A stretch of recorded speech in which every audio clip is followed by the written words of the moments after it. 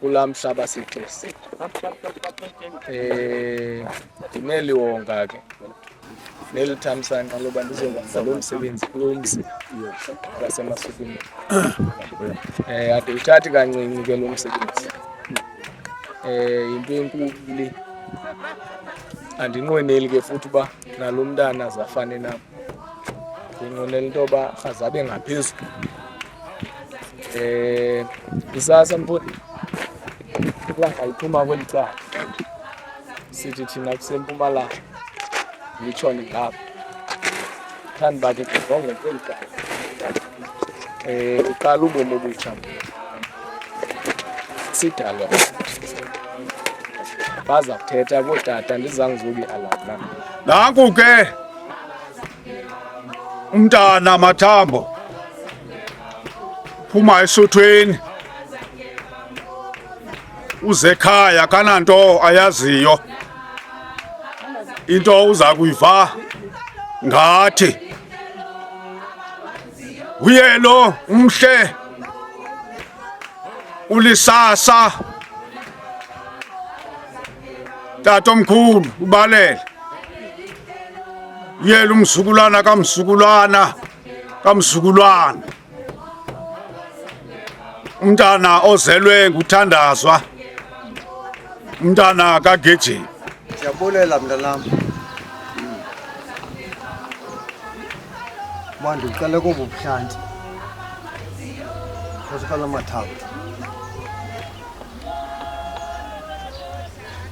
Yakwenza umntu. Even koko. Yakusentabeni.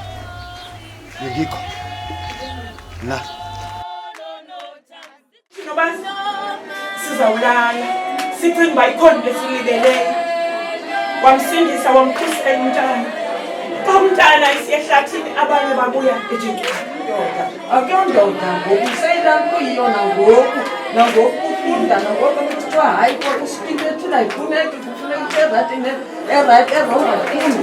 Akho nto izawukushintsha ke mntanam, akuzothi ungavula phaa uthi ngondikushintshele indoda akabiyiyo uyiyo kubatshana bakho nothi apha endlini and uzibazi abazana bathetha. Ndayithanda loo nto mntana, ndithanda laa nto ukuthi uyafunda. Langelihle mntanam, namhlanje ndizobulela uThixo ngokuba ehambe nawe ngejeni nomthandazo. Uyayazi ukuba silekhaya elithandaza kodwa nalapho eMasukeni kuyathandazwa. So ndikushiya into yoba uzithandaze nanga indoubt, uzithandaze xa ungaqinisekanga ukuthi uzawuphendula ngemini. Apha ekuhambeni kwendlela nalapha ekusebenzeni nihambe nidibane nabantu kanti ningazalana beningazazi banyazana. Futhi apha ekuhambeni kwendlela ngelinye ixesha ningazalananga ngegazi kodwa ngokwendlela yokwenza izinto nizalana. Sadibana ke nekhaya nathi sasimano sister.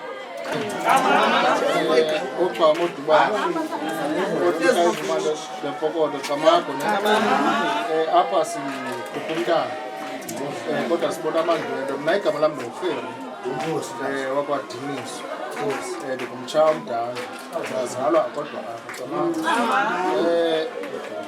ngoku sibona abantu bengena, asikwazi ukwamkela abantu esingabaziyo uba bangobani bevelaphi. Mabaqale basixelele baba bobani bevelaphi ukuze basikwazi ukwamkela.